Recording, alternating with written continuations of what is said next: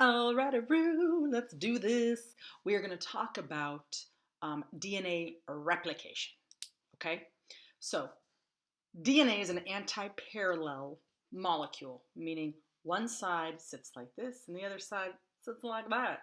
And that's how it can twist and compress on itself. I didn't do that very well, but that's how it does it.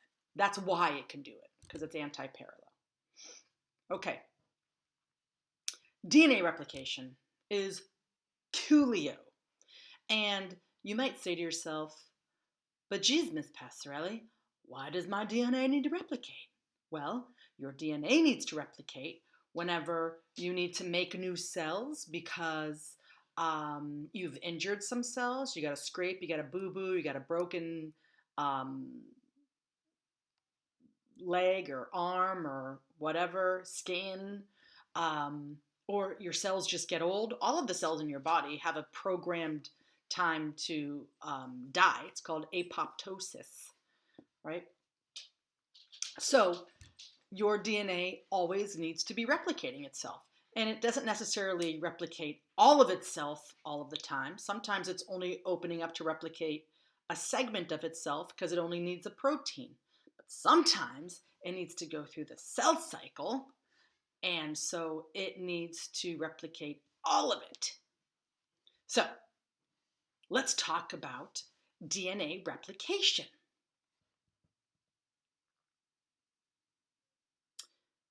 So this is a DNA molecule. Okay, I did my nice little squiggly, squiggly, squiggly DNA double helix. Okay, we have a 3' end and a 5' end. And if you watched the previous video, you know that bases only get added on the 3' end. Okay, and because they're anti-parallel, 3' on one end, 5' on the other, and then it flips on the other strand. Okay, so if you were following that 3' strand end, when you got to the other end, it'd be 5'. Okay, so there is a site on DNA. This is all chemicals, by the way. It's all chemicals. It's amazing. There's a site on DNA that is called the origin of replication site. And your body knows that when DNA needs to be replicated, it needs to go to the DNA replication site. And this molecule called DNA helix comes in and attaches there. Here it comes. Whee! It attaches there and then begins to unzip the DNA.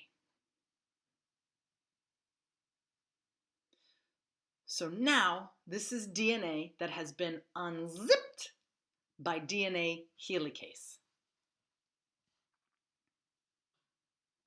Now we have this big opening here, right? It creates what's called a replication fork. 2 forks, there are 2 paths in the road. That is a poem by Robert Frost. I took the one less traveled. 2 paths in the road. So step 2 is DNA helicase is going to create this replication fork. Then, dun, dun, dun, dun, replication begins. So it's the exact same molecule. I'm just redrawing it.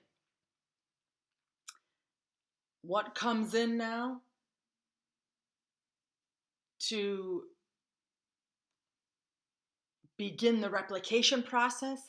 None other than DNA polymerase. Whee! Here it comes, coming in here, and it's going to attach to a specific part of the DNA molecule. And notice that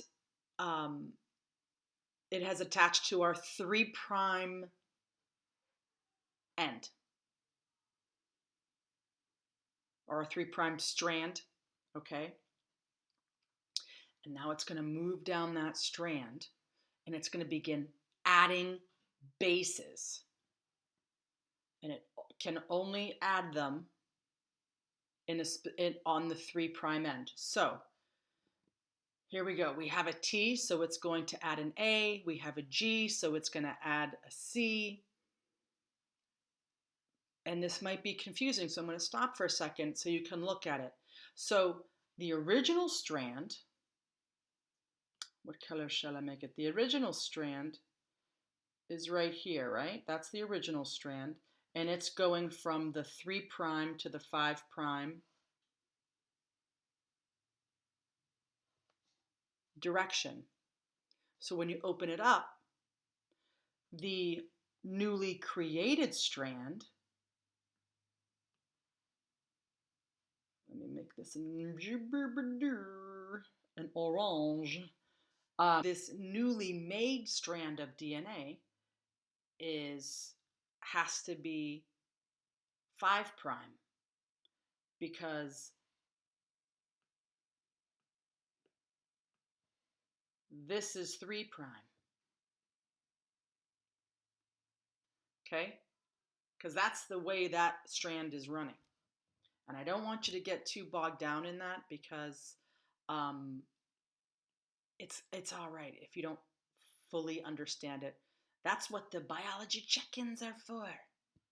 Come and ask questions. Okay. So,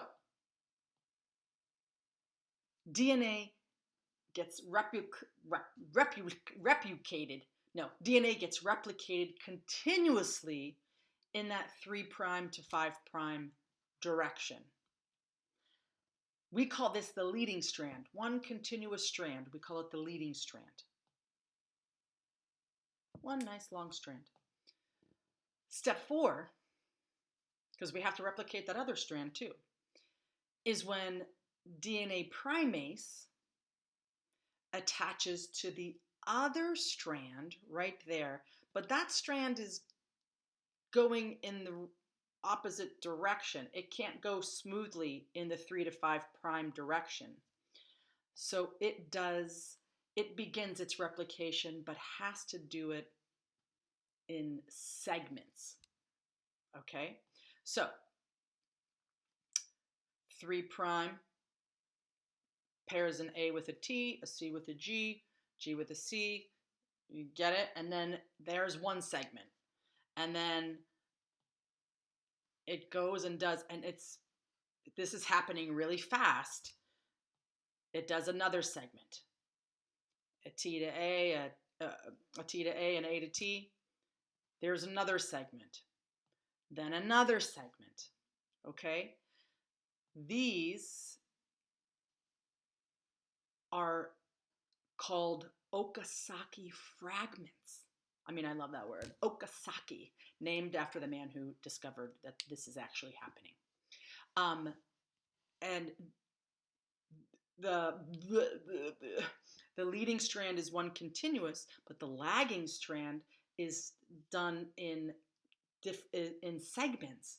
So there's this glue-like molecule called DNA ligase, and it comes and it pieces those segments on the lagging strand together. It's pretty amazing. That's the lagging strand. These are all called Okazaki fragments, and they all get pieced together by DNA helicase. So why is DNA replication, we call it semi-conservative. So why would we call it semi-conservative? And one of the reasons is because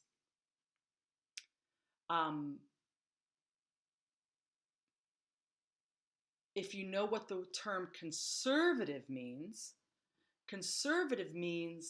that you don't like change. And semi means only half, right? So half of the DNA molecule stays the same, and the other half is changed. So we have an original portion here, segment of DNA, and that will, let's say it's CTACCT, right? The new DNA strand is GATGGA. It's semi-conservative. We have an old strand or an original strand, and we have a new strand. That's why it's called semi-conservative, and it doesn't matter which strand you use. You could be replicating the leading strand, or you could be replicating the lagging strand. But after each replication, how many original strands I started with 2 original strands, right? And I am left with 2 new strands. Duplicated. It's duplicated. Semi-conservative. Semi-conservative DNA replication is semi-conservative because half changes and half stays the same. Okay? Only half has changed.